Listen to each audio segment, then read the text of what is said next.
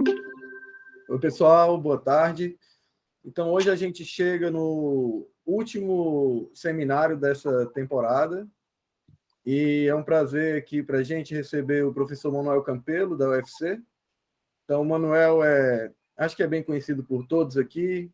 Eu queria dizer que muita coisa do que eu aprendi com o Manuel. Então, porque eu fiz várias disciplinas com ele, ele me acompanhou na graduação, no mestrado.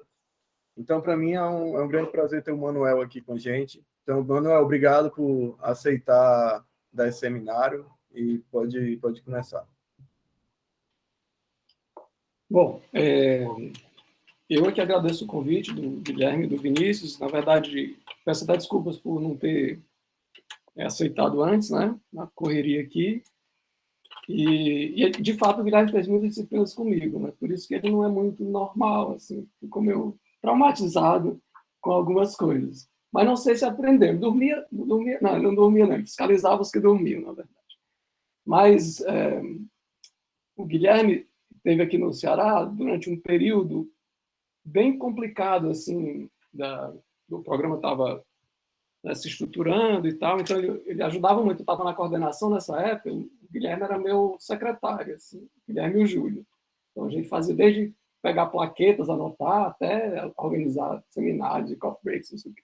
Então tem essa dívida aí com o Guilherme e o programa aqui, né? Só para complementar que teve essa contrapartida enorme sua. Bom, eu até demorei a aceitar aqui o convite, porque eu queria falar de alguma coisa que, bom, na minha opinião, seria mais interessante para o público, que eu imagino ser do seminário. Eu não tenho participado quase nunca, coincide no horário da minha aula. E aí eu pensei um pouco no que fazer, né? E hoje eu vou falar um pouco desses dois problemas que são relacionados, que é o problema de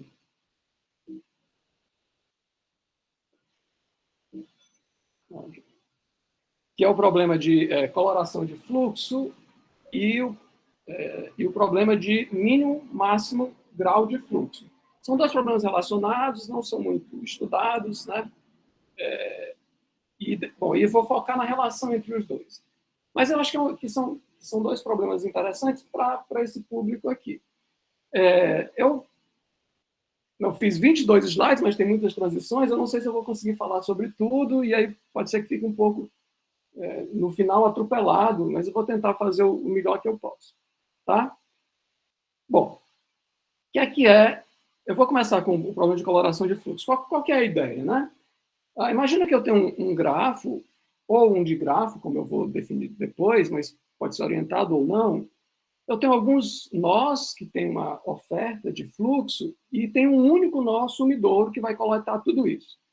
E o que eu quero é mandar esse fluxo ao longo desse grafo, né, dessa rede, para esse nó T especial.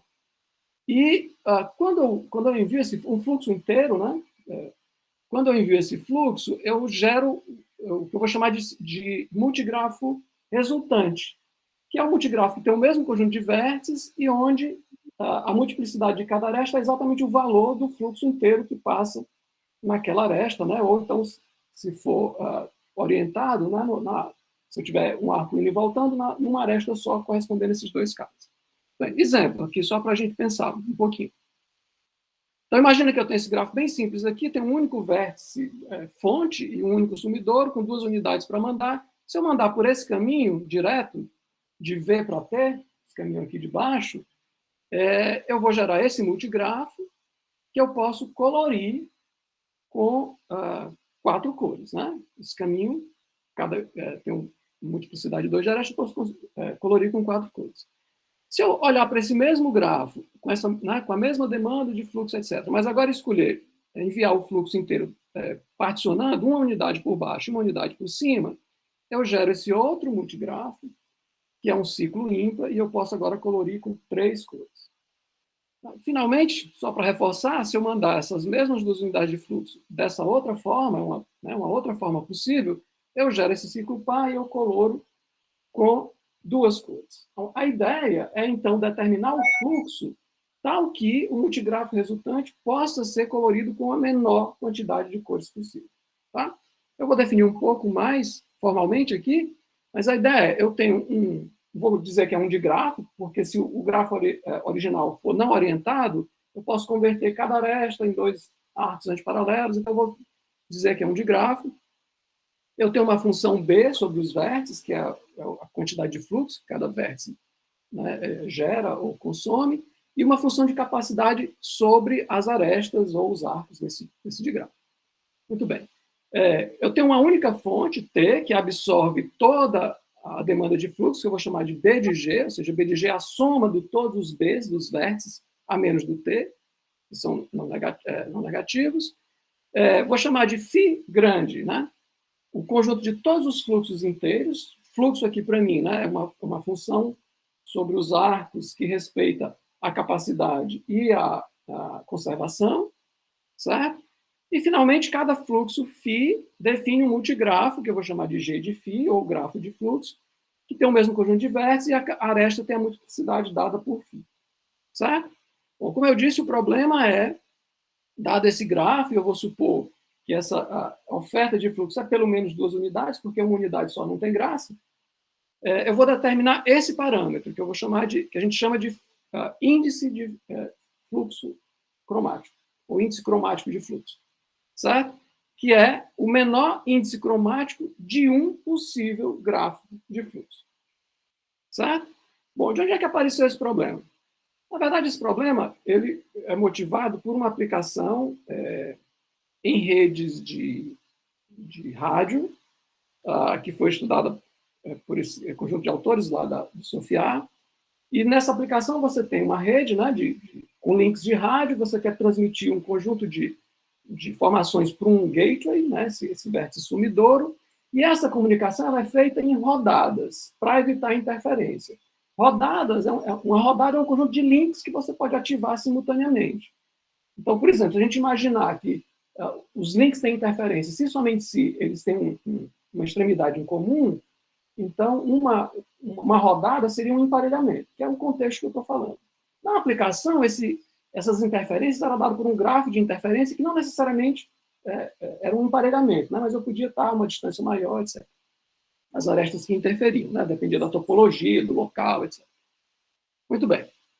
A partir dessa aplicação, a Cristiana Gomes Uiban, que fez o doutorado lá com o Bermond e depois ficou um tempo aqui com a gente, como pós-doc, eles definiram o problema já teórico, vamos dizer assim, num grafo, né, não direcionado e sem capacidades, onde o fluxo que eles enviavam, eles permitiam que o fluxo fosse fracionário e, consequentemente, a coloração também podia ser fracionária. O que eles fizeram com esse problema, basicamente, foi fazer uma formulação de programação linear com um número exponencial de variáveis, mas cada coluna dessa, do modelo, podia ser gerado por um problema de emparelhamento e, portanto, né, o problema de pricing, que a gente chama, era polinomial, então a formulação podia ser resolvida em tempo polinomial, ou seja, era um problema polinomial. Aí, quando a Cristiana veio aqui trabalhar com a gente em Fortaleza, a gente, de fato, definiu o problema, né, mas é muito próximo à aplicação, que é esse que eu acabei de definir para vocês, só que a gente trabalhava naquele momento, com o grafo, esse U aqui era para dizer que era uncapacitated e undirected, certo? É o caso não direcionado e sem capacidades. Então, a gente estudou um pouco esse caso, né, quando a Cristiana estava aqui. Esse é um trabalho com o Ricardo Correia, que também na época estava aqui com a gente, e com o Carlos Diego, que é um colega aqui da UFC. Depois, ainda no final do período de pós-doc da Cristiana, a gente começou a estender um pouco o problema, estudamos uma variação onde agora o conflito não era dado apenas se as arestas, né, os arcos compartilhavam uma extremidade, mas elas tinham que estar a uma distância pelo menos d para não ser conflitantes. A gente chamou esse problema de distance de FCP. Para esse problema, né, a gente tem alguns outros resultados que eu vou comentar daqui a pouco, e aqui tem um trabalho com, além daquele conjunto de autores que eu falei, com o Houdini, que também entrou aqui. E, finalmente, mais recente, eu trabalhei com o Jonathan, que é um aluno, foi um aluno de mestrado, agora está no doutorado, nesse problema que eu acabei de definir, no que eu usei o caso com orientação e com capacidade, tá? E o que eu vou falar hoje para vocês é um subconjunto dos resultados que estão nesses 3 artigos, alguns que eu selecionei que eu acho que poderiam ser de maior interesse aqui para o público. Tá certo? Bom, se não entenderem, podem interromper, por favor. E, Guilherme, tu vai me dando uns avisos aí de tempo, que eu esqueci de marcar aqui. Pode deixar. Beleza. Bom, então, eu vou falar um pouco da complexidade, dos resultados de complexidade que a gente tem. Vou começar com essa tabela mais estendida, que é para o caso U, né? O grafo não direcionado e capacidades infinitas.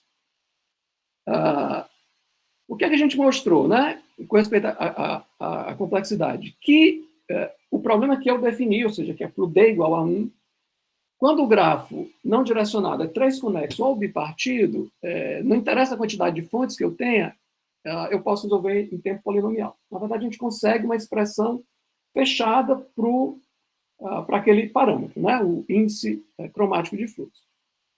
Mas, para um grafo geral, a gente não conseguiu decidir se era fácil ou difícil o problema, e não temos uma resposta até agora, é um problema que está em aberto ainda. Eu não sou especialista nisso, né? Mas, sei lá, o Houdini tem mais experiência, a Shirley tentou um pouco, né? Alguns colegas daqui, e não foi muito fácil. Então, é uma tarefinha aí que eu vou deixar para vocês no final. Quando a gente começa a aumentar esse parâmetro, né, já para D igual a 2, mesmo o caso bipartido, passa a ser difícil quando a gente tem múltiplas fontes. No caso de fonte única, a gente não sabe ainda, também está em aberto. E para D igual a 3, maior ou igual a 3, mesmo para bipartido já é difícil. Né? Mas o meu foco vai ser no D igual a 1, e particularmente nos resultados de polinomialidade. Muito bem. Para o caso com capacidades gerais e direcionado, a gente não investiu muito na coisa da complexidade, né, porque esse caso base foi difícil. Então, o que a gente conseguiu mostrar é que, para o bipartido, mesmo esse caso mais geral, ele continua polinomial, usando uma estratégia de algoritmo completamente diferente, como vocês vão ver. Talvez a gente pudesse ter investido um pouco nesse outro caso aqui, né, que está em aberto ainda, ou mesmo nesse, para ver se a gente conseguia mostrar que era difícil. Né? Mas não, basicamente é isso. Então, eu vou mais focar nos algoritmos do que nas reduções. Bom, e aí, uma estratégia que vai ser bastante comum aqui na elaboração desses algoritmos é encontrar um limite inferior e um limite superior que sejam iguais. E a gente mostra que conseguiu o valor do parâmetro. Então, eu vou começar com os limites triviais, que é o seguinte. Esse parâmetro, o índice cromático, ele é pelo menos o B de G. Né? Porque o fluxo vai todo chegar no vértice T. Então, eu vou ter pelo menos essa quantidade, esse grau, pelo menos esse grau lá, né? no multigrafo correspondente. Eu não posso colorir com menos do que isso. Por outro lado, uma estratégia muito simples para eu encontrar uma solução era pega uma unidade de fluxo, manda por um caminho qualquer, e aí um caminho você colore com 2, como a gente viu, com 2 cores. Então, isso dá no máximo 2 vezes B de G. Então, esse parâmetro varia, ele é da ordem de B de G e varia nesse intervalo. Bom, mas essa estratégia, para a gente encontrar tanto o limite inferior, né, que é olhar para o grau, quanto o limite superior, que é particionar essa forma de mandar, pode ser estendida, e de uma maneira geral, eu podia dizer o seguinte: se eu conseguir um valor, delta underline, que seja um limite inferior para o maior grau de qualquer grafo de fluxo, isso é um limite inferior para o meu parâmetro. Né? Foi assim que eu disse que B de G era, porque eu tinha um vértice com esse grau, em qualquer fluxo. Mas eu posso pensar um pouco mais sobre isso. Isso tem a ver com o segundo problema que eu vou falar. Por outro lado, se em vez de quebrar a demanda em uma unidade, né, se eu quebrar de uma outra maneira, talvez mais inteligente, eu pegar esse vetor B, ou essa função B, e quebrar em B1 mais B2 mais B3, que somem esse B e que sejam compatíveis, né, para cada I aqui, de tal maneira que esse B em particular seja fácil eu resolver o problema para esse cara, isso me dá um limite superior. Se eu resolver o problema no grafo G1, que seria o grafo onde eu tenho essa demanda e a capacidade residual, né, em função do que eu já mandei, o G2 seria que tem essa demanda e tirando a capacidade que eu já usei nesse cara aqui. Isso é uma estratégia de decompor o problema que me daria um limite, uma solução viável, né? Um limite superior para o parâmetro. Tá? Então, nas próximos slides, eu vou falar um pouquinho de como a gente pode usar essas duas estratégias para resolver alguns casos, em particular o caso do bipartido. Certo? Bom, então eu vou tratar aqui, nesse momento, do caso sem direção e sem capacidade. Tá? Bom, nesse grafo G de entrada, eu vou dizer que dois vértices U e V são combináveis ou compatíveis, talvez eu fale assim em algum momento, se existirem dois caminhos de U para T e de V para T que sejam vértices disjuntos, né? Nós disjuntos. Isso pode ser determinado em tempo polinomial, alfa, que é a inversa da função de Ackermann. Tanto o par quanto o caminho em si, você gasta esse tempo. Também eu vou dizer que um vértice U é autônomo se ele fizer parte de um ciclo par com o vértice T, o que também pode ser determinado em tempo polinomial, o ciclo e o vértice que tem essa propriedade. E aí eu posso pensar nesse seguinte algoritmo que é bem simples, que é assim. Pegue dois vértices combináveis e, bom, se eles são combináveis, existe dois caminhos disjuntos para T. E aí você mande a menor capacidade residual desses dois, são um processo iterativo. Então, inicialmente é o próprio B, né, daquele vértice. Então, pega o menor dos dois caras, do B de U e do B de V, residuais, e mande, segundo esses dois caminhos, o que dá para colorir com, se é R, essa demanda residual, com dois R cores, né? Porque eu tenho um caminho assim, e um caminho assim, e aí isso forma um caminho todo que dá para colorir com duas cores, certo? Faça isso enquanto puder.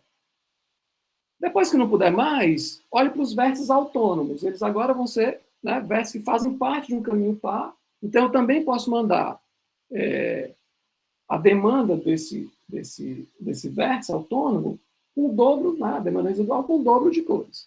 Certo? Então, nesses dois passos, eu estou mandando com a menor quantidade de cores que eu posso. Quantidade de cores igual à quantidade de fluxos que eu estou enviando.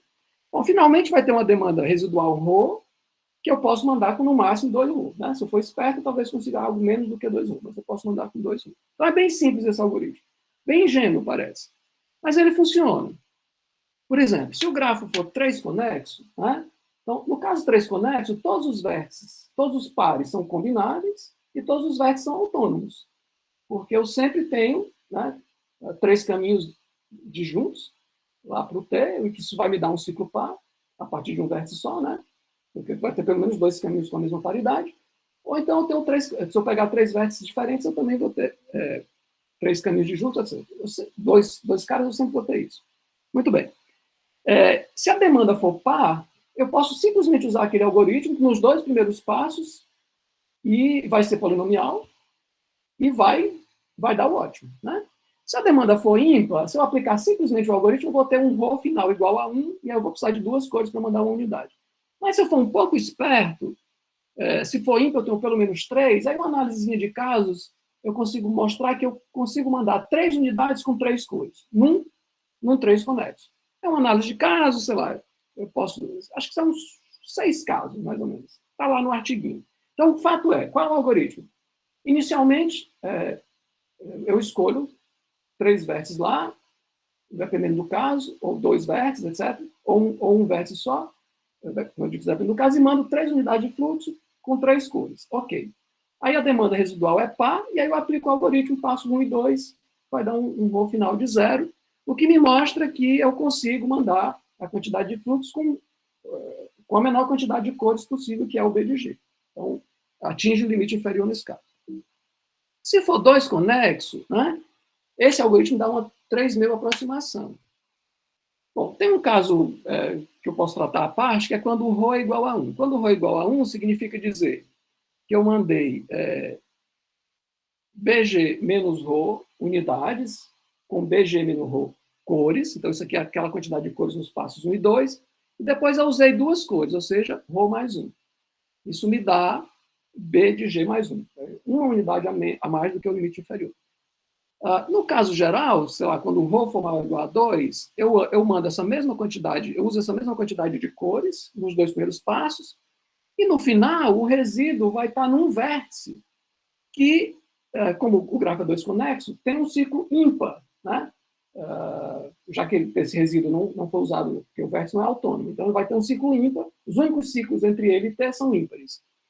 Aí, como a gente viu lá no primeiro slide, eu posso mandar 2 unidades com 3 cores. Né? Se eu fizer um pouquinho mais esperto, eu consigo mandar com piso de 3/2.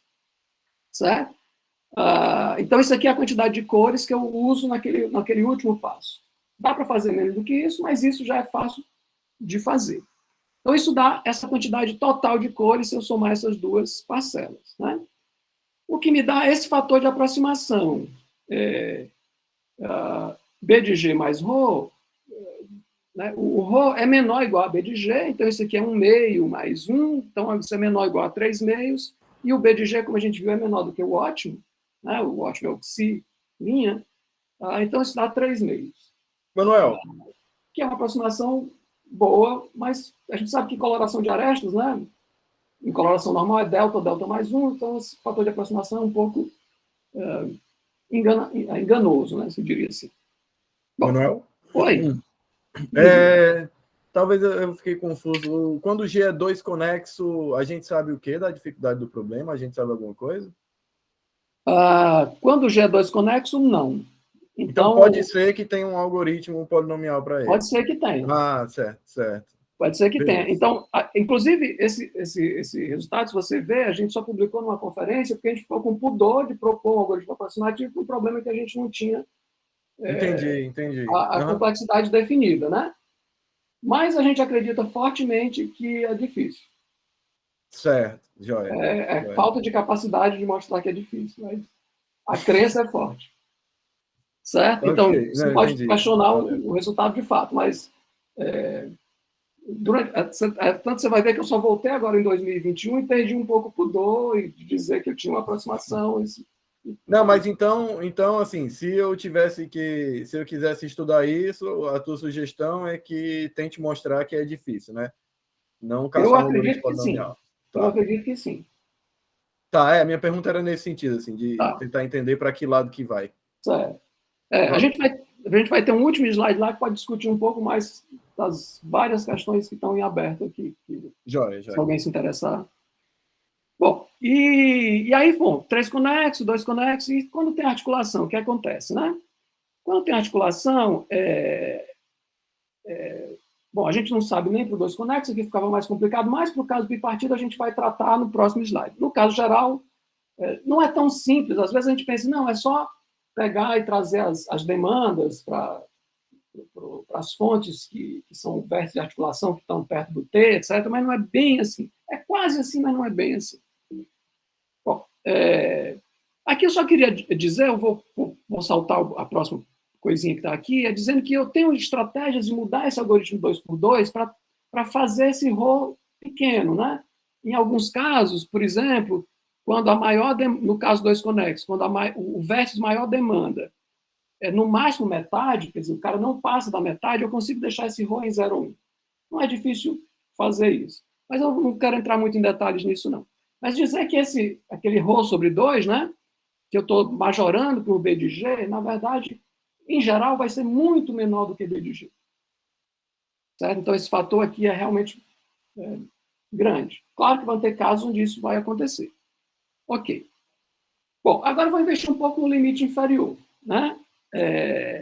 E aí ganhar alguma unidade no limite inferior é importante na hora de provar a otimalidade desses algoritmos, tá? Então eu não tinha uma letra boa para usar, usei capa aqui para lembrar corte. Então eu vou definir um negócio aqui que eu vou chamar de corte fontes sumidouro. E o capa de G é o menor tamanho de um tipo de corte desse. O que é um corte fonte sumidouro? É um corte de vértices que deixa as fontes todas de um lado. Quer dizer, nessa componente que tem o vértice sumidouro, não tem nenhuma fonte. As fontes estão todas aqui. Isso significa dizer que a demanda vai ter que passar por todos esses vértices. Eu sei que esses vértices aqui vão concentrar... o fluxo tem que passar por eles, o grau vai estar ali, né? O grau que vai dar o limitante inferior que eu vou usar. Tá? E aí a gente consegue uma unidade no limite inferior, nesse caso que parece bobinho, mas que vai ser suficiente para o caso bipartido. Quando esse capa de G for 2 e a demanda for ímpar, eu mostro que o limite inferior é B de G mais 1. Certo? Como é que a gente mostra isso? Então, imagina que eu tenho um corte aqui de tamanho 2, toda a demanda está desse lado aqui, né? Toda a demanda está desse lado aqui. Então, eu vou sair com esse fluxo aqui, uma parte vai para o U, uma parte vai para o V, que só são dois caras, eu vou chamar aqui de X, aqui de B menos X, né? Algum fluxo pode vir para cá, outro pode ir para lá, mas como eu estou querendo olhar para o maior grau possível, né? O menor, não é interessante mandar fluxo para cá e para cá, porque só vai aumentar o grau desse vértice. Certo? Então, eu vou imaginar que o alfa é 0 e o beta é 0, de tal maneira que o grau desse cara aqui é 2x, se aqui passa x, o x vai passar por aqui, e esse aqui vai ser 2b menos x. Certo? Então, o que eu vou fazer é o seguinte, entre 2 e o máximo entre x e b menos x, que é o que vai dar o grau maior desses dois vértices, eu vou pegar e minimizar isso nos vários x possíveis, que é equivalente a minimizar nos vários fluxos possíveis. Certo? Bom, isso aqui é uma funçãozinha linear por partes, né? Um Vzinho assim, você tem um x aqui, e você tem o b menos x aqui, o ponto de corte aqui é o b sobre 2. Então, como eu estou querendo uma coisa inteira, eu vou pegar ou o teto ou o piso e olhar para essa função no teto e no piso, pegar o menor valor, faz uma continha rápida e vai dar isso aqui.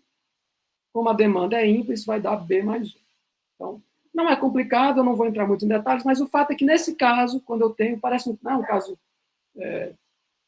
bem, como eu vou dizer, marginal, assim, que esse cara é de tamanho 2, e etc., mas, e ainda a demanda ser ímpar, mas eu consigo esse limite inferior. E isso é suficiente para eu usar aquele algoritmo, que a gente chama 2x2, e mostrar o seguinte, que quando o grafo é 2 conexo, ou então o único vértice de corte é o vértice T, o índice, né, o índice cromático de fluxo, ou é B de G, que é o limite inferior. Quando é que isso acontece? Quando a demanda for par ou o kappa for maior ou igual a 3, ou então vai ser B de G mais 1, o que acontece quando a demanda for ímpar e o kappa for 2. Né? O kappa não pode ser 1 porque eu não tenho articulação, a não ser que seja o T. E a demonstração não é muito complicada, né? Como eu estou no caso bipartido, e 2 conexos, isso é semelhante ao 3 partido, porque todo vértice vai ser autônomo agora, já que eu vou ter um ciclo, né, e esse ciclo não pode ser ímpar, e todo par é compatível ou combinável. E aí eu vou aplicar o algoritmo normal. Se a demanda for par, eu vou terminar com um resíduo 0, né, porque eu vou mandando 2 unidades, sei lá, unidade par, eu sempre posso pegar qualquer par com demanda residual e mandar. Eu sempre posso pegar um vértice só com demanda residual e mandar. E aí eu chego a esse caso aqui, quando a demanda é par, usando aquele algoritmo. Quando a demanda é ímpar e o K é maior ou igual a 3, aí a gente faz uma análise de caso similar ao caso 3 conexo, mas um pouquinho mais complicada, para mostrar que eu consigo mandar 3 unidades inicialmente, com 3 cores, certo? E aí a demanda residual passa a ser par e eu aplico o algoritmo 2x2 e, de novo, eu consigo mostrar que eu vou estar no limite inferior. Bom, aí já deu para perceber que o caso que sobra é a demanda ímpar e o K igual a 2. Eu já sei que eu não consigo mandar com B de G, mas tenho chance de mandar com B de G mais 1, e é o que o algoritmo 2x2 faz, né? Porque eu vou ter uma demanda residual de 1, que eu vou mandando, né? A demanda par, no final vai ficar 1 unidade. Então, eu mando essa quantidade aqui, com aqueles passos 1 e 2, e, finalmente, com o passo 3, que é uma unidade, eu uso 2 cores. Então, isso dá B de G mais 1, e eu não posso fazer com menos do que isso. Então, é B de G mais 1. Certo? Então, isso mostra, a gente resolve dessa maneira o caso 2 conexos. Bom, quando tem articulação, eu não vou fazer a demonstração, mas vou dar um pouco da ideia. É o seguinte, né? Eu vou chamar de A o conjunto das articulações, esse V1, V2, VK, que estão em alguma componente 2 conexa que contém o T, por exemplo. Essas articulações aqui estão nessa componente 2 conexa, aqui não tem nenhuma, ou então é uma articulação que seja vizinha de T. Esses são os Vs. Para cada V desse, eu defino um grafo HI, que é o grafo, para cada VI, um grafo HI, que é o grafo obtido, retirando o vértice, por exemplo, o vértice 1. Eu retiro o vértice 1 e retiro também a componente conexa que contém o T. Então, o H1 seria essas duas bolas sem esse cara. Certo? O H2, né, quando eu tiro esse cara aqui, eu fico com duas componentes conexas. Aqui, essas duas vão estar no H3. Não é difícil perceber, eu acho, que o grau desse vértice aqui é pelo menos 2 vezes a demanda desse grafo, mais a demanda do próprio vértice. Né? Porque o cara que tem aqui no H, ele vai entrar e sair pelo V. Então, eu vou ter 2 vezes isso. E o cara que está aqui vai ter que sair dali. Então, vai ter pelo menos esse grau. Então, isso aqui é um limitante inferior para qualquer fluxo. Certo? E aí o que a gente mostra é o seguinte: se eu pegar o maior desses limitantes inferiores para os vários vértices V1, V2, VK, e pegar o maior desses valores e comparar com o valor que eu tinha no teorema anterior, que era o caso sem articulação, a maior dessas duas coisas vai dar o índice cromático de fluxo. Tá? Então, o que difere do caso onde eu não tenho articulações é pegar isso aqui.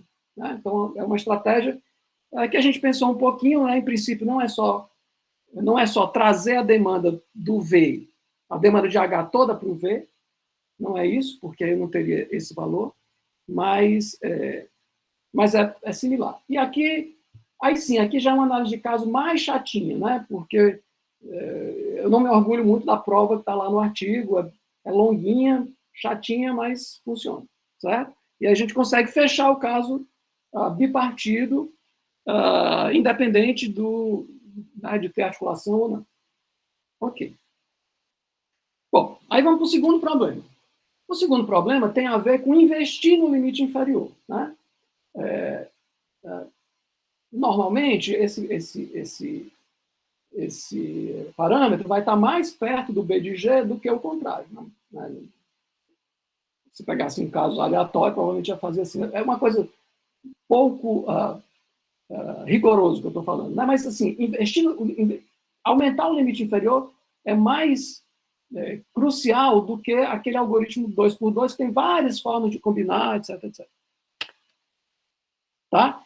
Bom, então, eu vou definir esse outro parâmetro aqui, que é exatamente o melhor que você pode ter olhando para os graus. Né? Eu vou olhar para todos os fluxos, o maior grau do grafo de fluxo e pegar o menor disso. Isso é um limite inferior, como a gente viu. Né? Ou seja, eu olho para o grau de um vértice V, que eu vou já escrever aqui o que é, o maior deles, isso dá o delta do G de φ, e pego o menor desses caras. Isso é um limite inferior. O que é o grau do vértice V? É a quantidade de fluxo que entra mais a quantidade de fluxo que sai daquele vértice. Né? Ou, de uma outra maneira, que a gente vai usar com mais frequência, é 2 vezes o que entra mais a oferta de fluxo daquele vértice. Né? Porque o que sai é o que entra mais o que é ofertado. Então, essa outra forma de ver aqui vai ser mais interessante. Até para ver que a paridade do grau é igual à paridade da oferta. Tá bom? Bom, e aí, o problema é determinar esse parâmetro, o segundo problema. Porque isso me dá um limite inferior para o outro. E de comparar como é que esses parâmetros diferem, qual é a utilidade. Observa que o fluxo que dá o grau ótimo não necessariamente é o fluxo que dá a coloração ótima. Né? A coloração de arestas ótima. Mas como é que são as relações entre essas coisas? Bom, como eu disse, isso é um limite inferior. A gente já tinha comentado nos outros slides. Mas também eu posso usar o delta de φ, o delta φ grande, para dar um limite superior, para fornecer um limite superior para o meu parâmetro. Por exemplo, é sabido que o índice cromático de qualquer multigrafo é limitado superiormente por essa expressão, onde o delta é o grau, né, do multigrafo, e esse G0 aqui é a cintura ímpar, ou seja, é o tamanho do menor ciclo ímpar. Né? Então, por exemplo, se isso aqui for 3, isso dá o limite de Shannon, 3 meios de delta. Tá? Então, se eu usar esse resultado, que é geral para multigrafo, eu posso obter um limite superior para o meu parâmetro. Né? Porque o parâmetro que eu estou interessado, o φ estrela aqui, sempre que eu usar φ estrela, vai ser um ótimo fluxo para o parâmetro delta. Certo? Então, O φ estrela é a menor coloração, né? Então, ela é menor ou igual do que a coloração desse grafo. E isso aqui, usando essa expressão, né? Isso aqui passa a ser o delta desse grafo, que é o delta ótimo, com parâmetro, etc. E aqui eu tenho a cintura desse grafo aqui, que eu não sei exatamente quem é. Mas eu posso trocar essa cintura, né, pela cintura do grafo original. Quer dizer, se o grafo for direcionado, eu vou fazer o grafo subjacente e pegar a cintura desse grafo. Né? Porque a cintura do grafo de fluxo, como ele vai ter menos arestas, né, talvez com mais multiplicidade, mas menos arestas do que o grafo original, a cintura dele só tende a aumentar. Então, esse cara aqui é menor do que aquele outro. Então, eu estou majorando esse valor aqui. Então, eu tenho um limitante que só depende de G aqui. Tá? E aí, particularmente, né, como esse cara aqui é pelo menos 3, isso me dá 3 meios de delta, isso é um limite superior trivial, que compara esses dois parâmetros, que é similar ao que eu tenho quando eu uso, né, no índice cromático convencional e no delta convencional, vamos falar assim. Mas a gente consegue mostrar que no caso de capacidade infinita, que era aquele caso que a gente vinha tratando e que é mais próximo da aplicação, né, porque no link de rádio não tem essa coisa de capacidade, a cintura do grafo ótimo de fluxo, ela é pelo menos... eu não tenho triângulos lá. Se eu tiver triângulos, eu consigo contornar e gerar C5. Então, esse cara aqui é pelo menos 5, o que me dá esse outro limite aqui,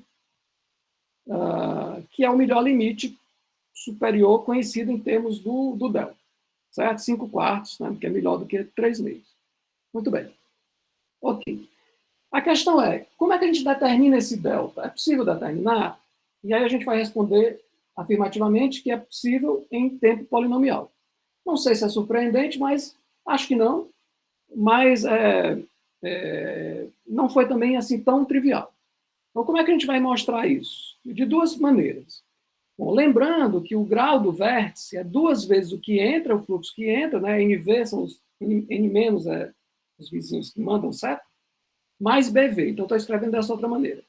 E esse parâmetro também está entre B de G e 2B de G, pelos motivos que eu já argumentei, né, anteriormente para o cilindro. Também vale para o delta. Bom, então, qual é a estratégia? Eu vou pegar o meu grafo G de entrada do problema, né? A entrada desse problema é a mesma do outro. Então, eu vou pegar esse grafo G e vou fazer a seguinte coisa. Eu vou pegar cada vértice e fazer um split, fazer uma cópia, colocar um arco da cópia para esse cara.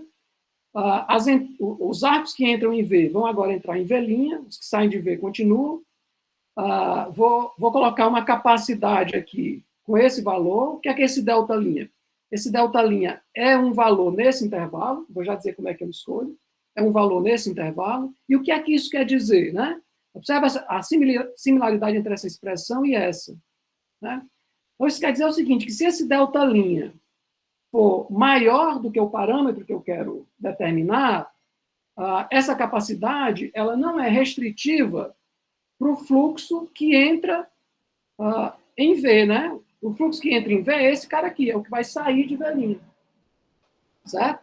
Então, isso aqui é uma forma de eu controlar esse grau aqui, com um fluxo qualquer. Então, estou dizendo que se um certo fluxo tem grau igual ao máximo, se esse delta for maior do que o máximo, ele vai passar aqui nessa área. O que é que eu vou fazer mais? Eu vou criar um vértice fonte, que vai se ligar a todo mundo, e a capacidade desse arco é a demanda, né? A oferta de fluxo desse cara aqui. Bom, com essa explicação da capacidade que eu dei, eu acho que não é difícil aceitar que o parâmetro que eu estou interessado é o menor delta', tal que esse gráfico que eu construí, que eu chamei de G de delta', tem um fluxo máximo de tamanho B de G, entre S' e o vértice T. Né? Se eu consigo passar todo o fluxo de S' para T, e respeito essa capacidade, é porque eu estou respeitando a expressão do grau de entrada. Então, o delta' é o menor valor que eu posso colocar aqui. Aqui tem esse piso, que talvez complique um pouquinho a percepção, mas tem uma demonstração rigorosa lá no artigo que esse negócio funciona. Então, o algoritmo é o seguinte.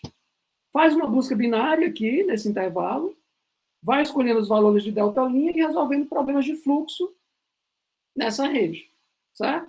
Isso dá uma complexidade, né? O número de iterações, o número de delta' que eu vou pegar é log de B de G, que eu vou fazer uma busca binária aqui, e para cada problema de fluxo eu gasto O de N. Então dá essa complexidade, isso é polinomial, certo?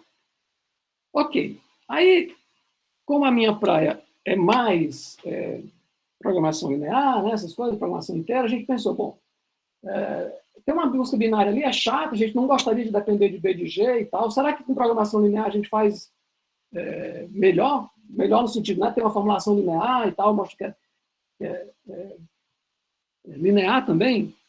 E aí a gente tem uma formulação que ela não é exatamente de programação linear, de programação inteira, mas que dá para ser resolvido com 2 problemas de programação linear.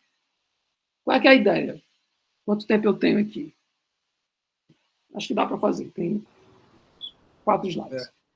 Então, a ideia é assim. Uhum. A ideia é, lembrando, a expressão do delta, né? A expressão do delta é 2 vezes o que entra mais a oferta. Ok.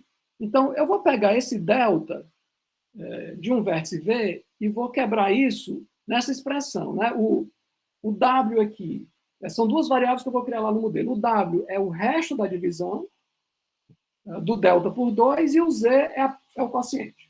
Né? Então, qualquer que seja esse valor, eu posso escrever assim, onde esse W está entre 0 e 1. Bom, aí vamos analisar o seguinte caso. Se o B de V for par, então o W é 0, e aí o Z vale delta sobre 2. Né? Delta sobre 2 é dividir isso aqui por 2, que dá essa expressão.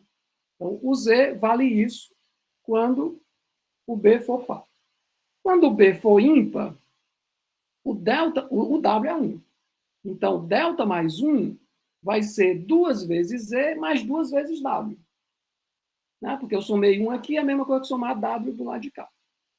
Então, delta mais 1 é 2 vezes Z mais W, portanto, Z mais W agora é delta mais 1 sobre 2. Então, Z mais W dá essa expressão usando escala de delta. Então, eu tenho uma expressão para o Z e para o Z mais W em um desses casos. Em vez de criar uma variável Z para cada possível fluxo, né? Não faz muito sentido no problema que eu estou querendo na formulação, eu vou criar um Z para o fluxo ótimo, porque o grau na solução ótima tem que ser maior ou igual do que o grau de cada vértice. Certo? Ou uma variável mesmo que dependesse de cada V. E aí a formulação fica assim. De novo, a gente mostra que a formulação é correta. Eu estou passando a intuição que está por trás dela, não é uma prova de corretude, mas o que eu estou fazendo é o seguinte, eu vou dizer que o Z é maior ou igual do que essa variável, agora é um Z só, e que o Z mais W é maior ou igual do que essa expressão, nesse caso ou nesse caso. Então, são essas restrições que eu tenho aqui. O Z mais W é maior ou igual do que isso, mais o fluxo que entra. O Z é maior ou igual do que isso, mais o fluxo que entra, no caso par, esse aqui no caso ímpar. Essas expressões aqui é para definir o fluxo, é a conservação de fluxo. Aqui eu tenho respeito às capacidades, e aí eu quero que o fluxo seja inteiro e que o Z seja inteiro. Então, um monte de variável inteira aqui. A gente mostra que a formulação é correta, né? Ela não é a mais intuitiva, mas ela tem uma propriedade legal, que é o seguinte.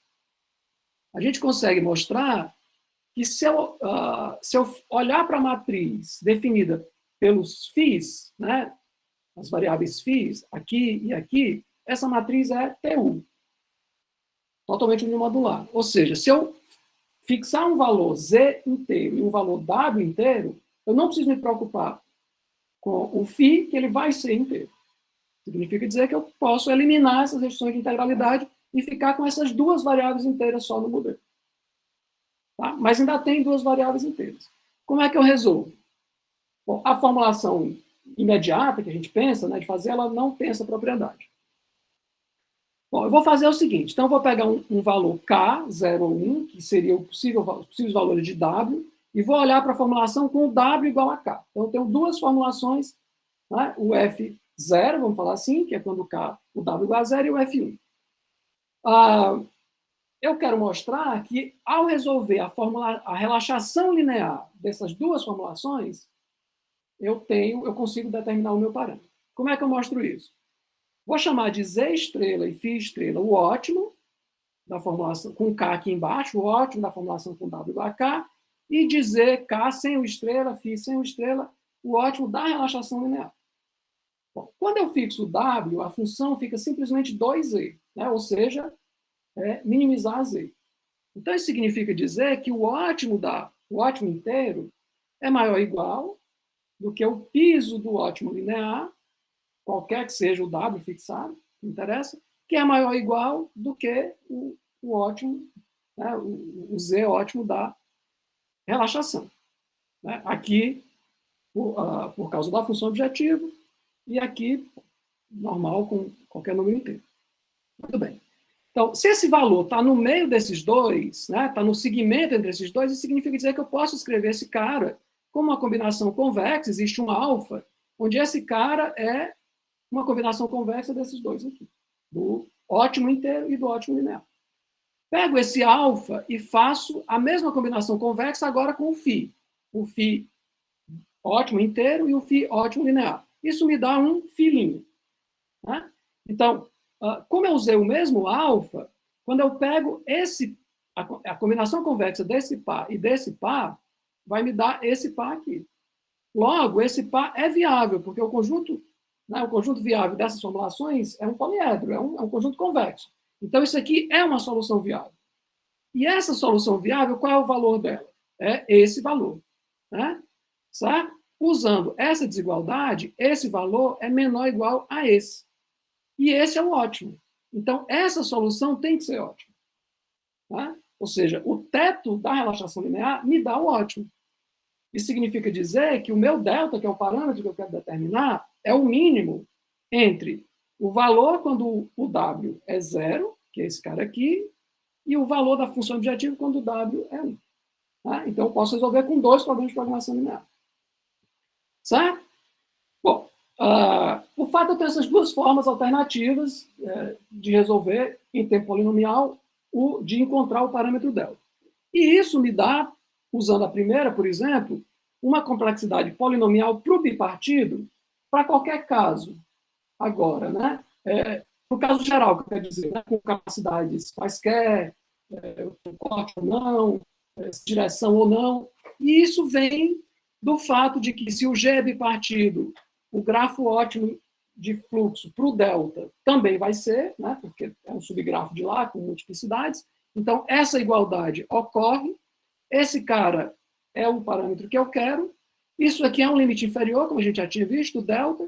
E esse valor é o menor coloração. Essa menor coloração é menor ou igual do que a coloração de qualquer outro grafo. Então, eu tenho esse sanduíche aqui. Isso mostra que é tudo igual. Né? Então, em particular, esses dois parâmetros coincidem, no caso bipartido, com capacidade ou não. E, além disso, essa outra igualdade aqui me diz que o fluxo ótimo para o delta é o mesmo fluxo ótimo para o FCP, né, para o xilin. Certo? Bom, no caso geral, a gente não tem a resposta, até porque a gente não sabe, né, ainda se é polinomial ou não, mas eu consigo encontrar uma solução viável, né, para o FCP, que é o meu problema principal. Uma solução viável quer dizer um fluxo e uma coloração com, no máximo, essa quantidade de cores. Eu vou já destrinchar um pouquinho isso, onde esse tal é pelo menos 3. E esse algoritmo ele é polinomial em N e B de G. Né? Polinomial em B de G não é uma coisa legal. Ok. Como é que é esse algoritmo? Eu encontro o fluxo ótimo para o delta, usando aquele algoritmo que eu disse, por exemplo, nesse tempo. Depois eu coloro as arestas desse multigrafo. Existem vários algoritmos de coloração. Eu peguei esse aqui do Hockenbaum, que eu vi lá a complexidade, estava bem explícita, né? Isso aqui é a quantidade de arestas do multigrafo, isso aqui é o grau máximo do multigrafo, etc. Isso é a complexidade. Traduzindo para o nosso caso, né? O grau, a gente sabe que é da ordem de B de G, e o M, né, a quantidade de arestas, eu posso pensar assim, né? Eu posso pegar cada unidade de fluxo e mandar do vértice para o T, isso leva, na pior das hipóteses, é um caminho que tem ordem M, então M vezes B de G cobrem todas as arestas. Então é essa ordem, Então, aqui está vendo, depende não do log de B de G, mas de B de G. Na verdade, de B de G ao quadrado. Isso é chato. Bom, mas esses algoritmos de coloração de arestas, ele ainda tem uma particularidade, que é assim, né? O número de cores usadas nesses algoritmos, no Hockenbaum e vários outros, é assim, ou bem você colore otimamente o multigrafo, ou então você usa essa quantidade máxima de cores. Onde esse sigma aqui depende do algoritmo. Então, por exemplo, se esse sigma é 3, é Wiesner, né? Para o Hockenbaum, isso é 9, esse sigma é um valor ímpar. Eu acho que o melhor algoritmo, isso é uma família de algoritmos, acho que o melhor conhecido está em 29 ou é 31. Né? Isso tem a ver o seguinte, se a cintura é muito grande, eu coloro otimamente. Se a cintura é pequena, eu tenho um teto de cores que eu vou gastar. Bom, o fato é que esse cara, como a gente viu lá pelo Goldberg, ele também é limitado por uma expressão parecida com essa, só que em vez de ter sigma aqui, eu tenho a cintura. Né? Então, eu sei que esse máximo aqui, ele vai ser igual a essa expressão, que tem esse formato, onde esse tal é o mínimo. Entre o sigma, que depende do algoritmo que eu usei, né? E aí a complexidade também depende do algoritmo, essa complexidade aqui é para o Hockenbaum, ou a cintura do grafo. Né?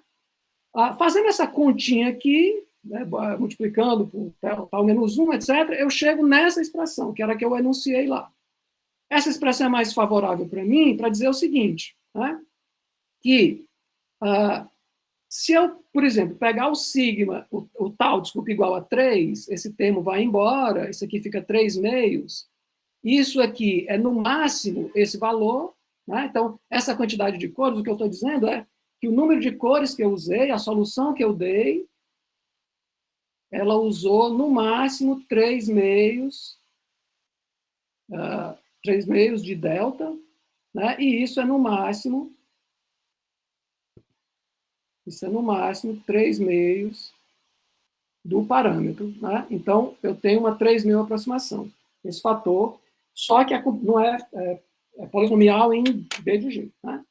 E, particularmente, quando o fator...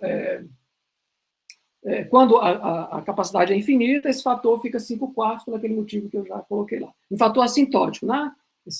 Eu tenho esse termo aqui, mas é um fator assintótico. E esses são o que a gente sabe, os melhores fatores conhecidos. Né? Esse fator aqui é o mesmo que eu tinha antes, só que para um caso mais geral. Por outro lado, lá a complexidade era polinomial em NN, e aqui depende de B de G, o que é uma coisa chata. Para fechar, que eu já estourei meu tempo. Né? É assim, tem várias questões em aberto ainda.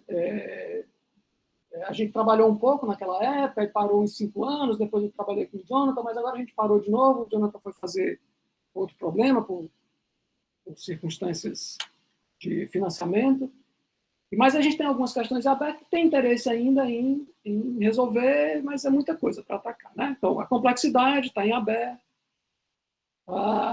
acho que esse é um ponto fundamental. Isso tem a ver com a outra pergunta, que é o seguinte: como é que são esses grafos de fluxo? Né? Nem todo grafo, nem todo multigrafo é um grafo de fluxo, se você considera que tem um único sumidouro, mas será que esse grafo de fluxo tem uma certa estrutura, tem um fluxo por trás? Então, essa é uma classe menor, que dá para colorir melhor, tem um fator melhor, quer dizer, acho que tem algumas perguntas relacionadas. Né?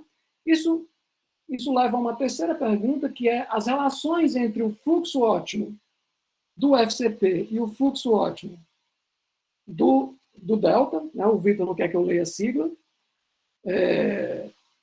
Do delta, nem sempre são iguais esses fluxos, mas, por exemplo, no caso do bipartido em que outros casos isso acontece. Alguns outros parâmetros que limitam inferiormente o psilinha, né, como a densidade de arestas, a gente pode também definir esse parâmetro similar para fluxo, e será que dá para determinar em tempo polinomial isso também, etc. Conjecturas em aberto para coloração de arestas, né, seja para um gráfico qualquer, será que a gente consegue provar alguma delas para esse problema, ou é a mesma dificuldade? Né? Já que aqui a gente, em princípio, teria um conjunto de grafos menor, né? Uma classe mais reduzida. Falando dos algoritmos agora, seria interessante a gente ter um algoritmo polinomial que dependesse só de n e n, que não dependesse do log de b de g. Já estamos contentes com o log de b de g, mas se for só n e n, seria bom. Uma formulação linear mesmo, para o problema do grau, né, que não tivesse aquelas variáveis inteiras, eu não tivesse que fazer esse artifíciozinho. E, finalmente, se essa resposta aqui for negativa, uma aproximação para o problema que dependa de n, n e talvez do log de b de g. Certo? Bom, acho que eu falei um monte de coisa mais rápido, mas era isso. Obrigado pela atenção. E, se ainda tiverem dispostos, eu estou a responder. A pergunta... Valeu, Manuel. Obrigado. Pessoal, então vamos agradecer o nosso palestrante de hoje, o professor Manuel. Valeu, Manuel.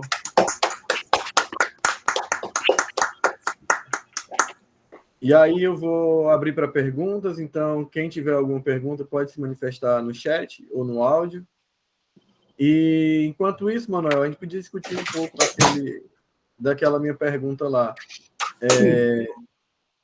Então, se eu entendi, tu já trabalhou, né, para tentar mostrar que para o 2 conexo era NP completo, ou era NP difícil?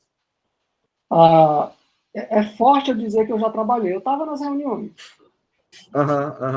E essas reuniões participavam o Rudine, né, Diego, a Shirley, depois um tempo. Não tem nenhum resultado aqui com a Shirley, porque foi na época que a gente não teve mais resultados interessantes. A gente estava olhando para essa coisa da complexidade. Mas o que eu posso dizer é assim, a gente tem resultados parciais, né?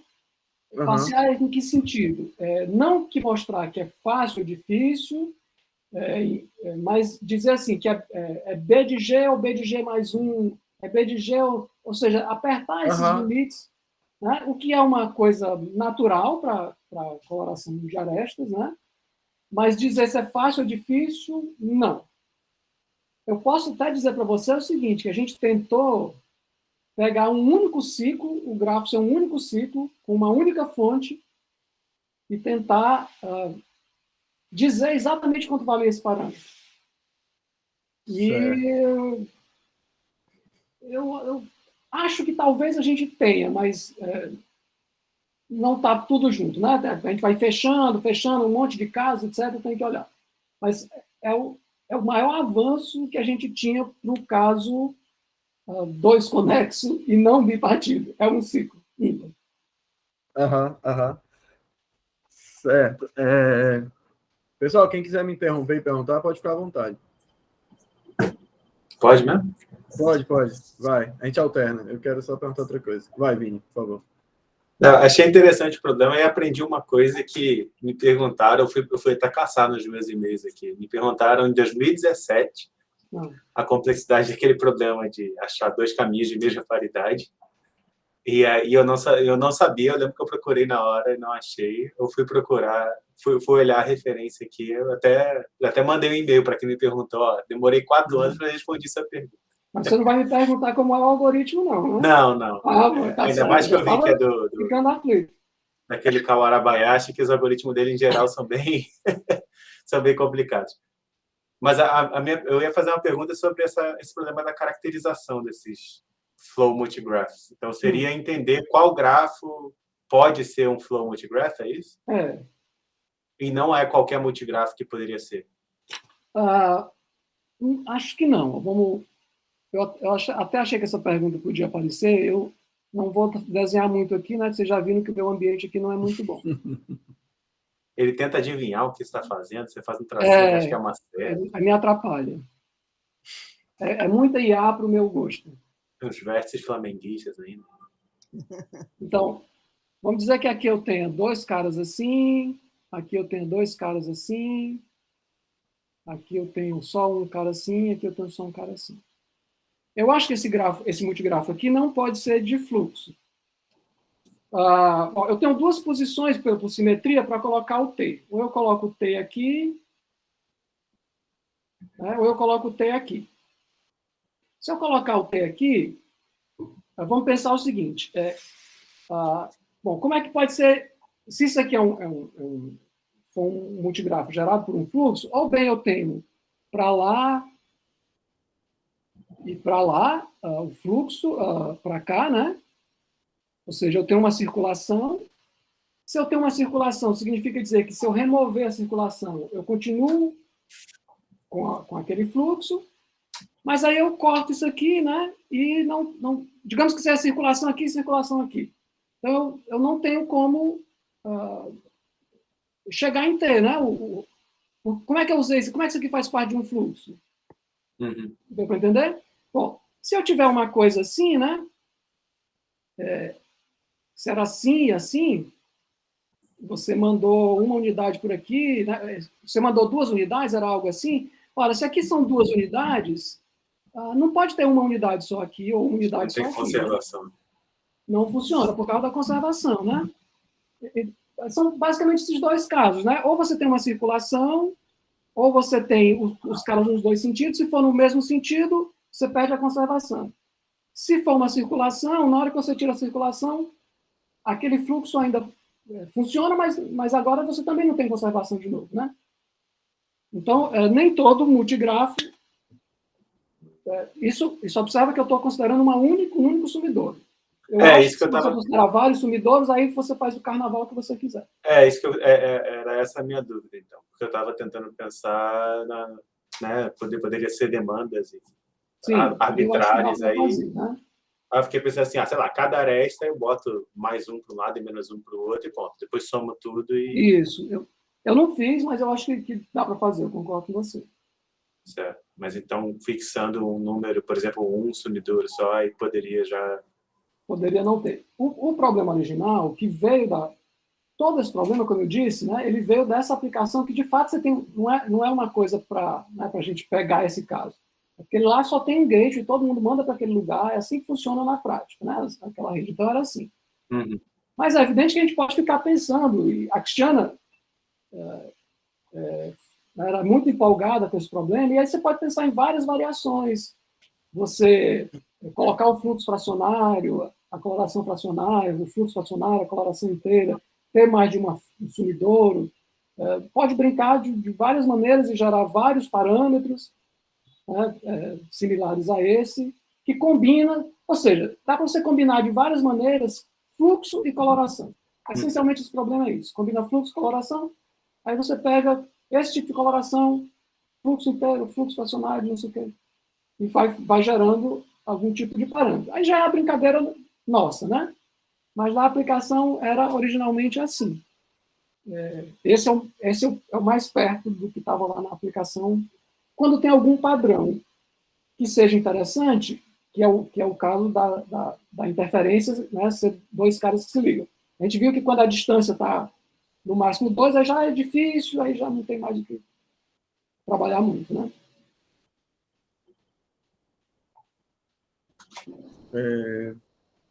Beleza, Manuel, eu não entendi tudo do algoritmo lá do bipartido.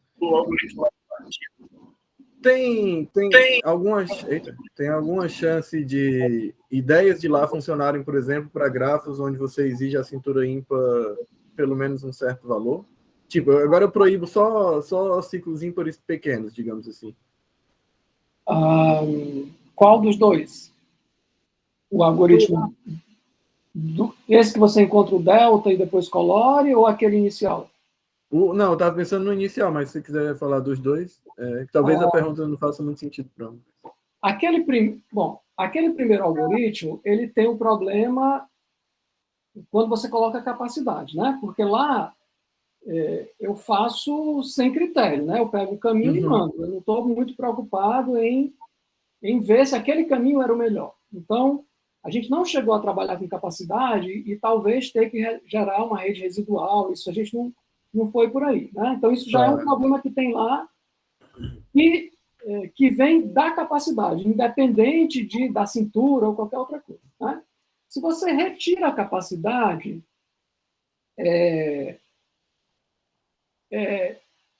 eu não acho que aquele algoritmo tenha muito a ver com a cintura. Eu entendo o que você está falando, né? Porque quando você chega no bipartida, você tem a cintura infinita, né? cintura ímpar infinita. Aí funciona. Então, talvez a partir de um certo... eu não sei, Guilherme. Seria eu acho que é uma boa pergunta, mas se eu tivesse que apostar, eu diria assim, que se é difícil geral, vai ser difícil também. Certo, certo. Mas é um chute. Eu não pensei... Não, entendi. Né? Já no segundo algoritmo, o que é que acontece? Né? No segundo algoritmo, aí já tem outras lacunas, que é assim, a gente não entende muito bem até agora a relação entre o fluxo do delta e o fluxo do quissininho.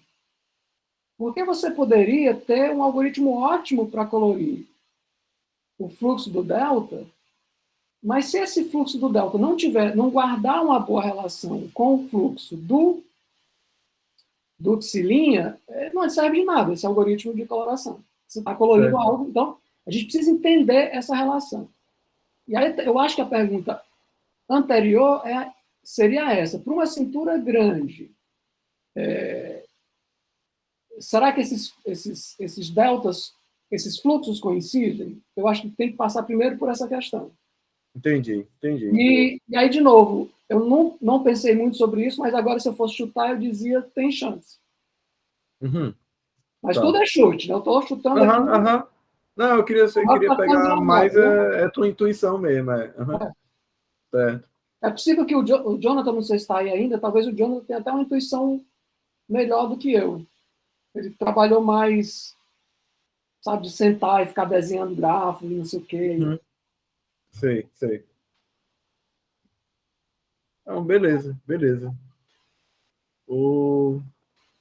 Pessoal, se ninguém tiver mais nenhuma pergunta, vamos agradecer o Manuel mais uma vez. Manuel, valeu. Obrigado. Desculpa o Gostei. tempo demorado. Não, foi tranquilo. Aqui é liberado. Eu gosto... Deixa eu... Peraí, só um segundo.